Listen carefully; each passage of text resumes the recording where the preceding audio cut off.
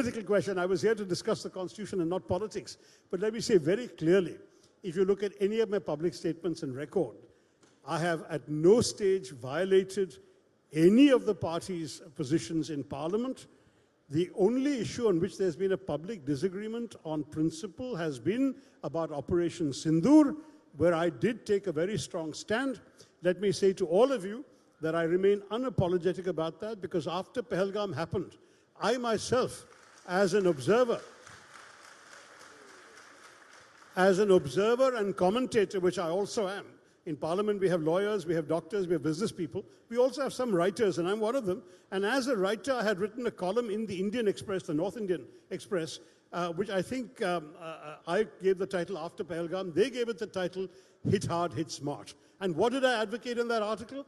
I said, number one, this cannot go unpunished. There has to be a kinetic response. In other words, we have to hit them. I said, equally, we are a country focused on our development. We do not want to be dragged into a prolonged conflict with Pakistan.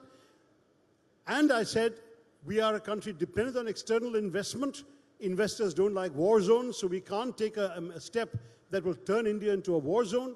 Therefore, hit only terrorist targets, a finite number of them, and signal very clearly that we Indians are only attacking terrorism. We're not attacking Pakistan. It's Pakistan's inability and unwillingness to curb terrorism that has obliged us to do this. And I said, don't give Pakistan any further excuse for escalation. This is what I wrote. It's in black and white. You can Google me. Hit Hard, Hit Smart, Shashi Tharoor, Indian Express.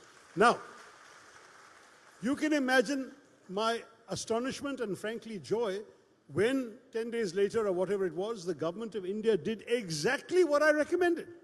Now, how do you expect me to criticize what I myself have recommended? I supported it fully throughout Sindoor and afterwards. Secondly, when the government sent me, they sent many other leaders of many other parties on multi-party delegations. For some reason, my party did not like my doing this. Apparently, you can speak to them and find out why. But as I said publicly in response, and I will repeat again today, it was Nehruji who asked the very famous question, who lives if India dies? When India is at stake, when India's security, national security and place in the world is at issue, India comes first. Political parties are important. They are a vehicle to create a better India. We can disagree with each other on the ways to do that, but whenever India's interests are involved, India prevails. That's my very simple answer. Thank you all very much, and Jai. We're going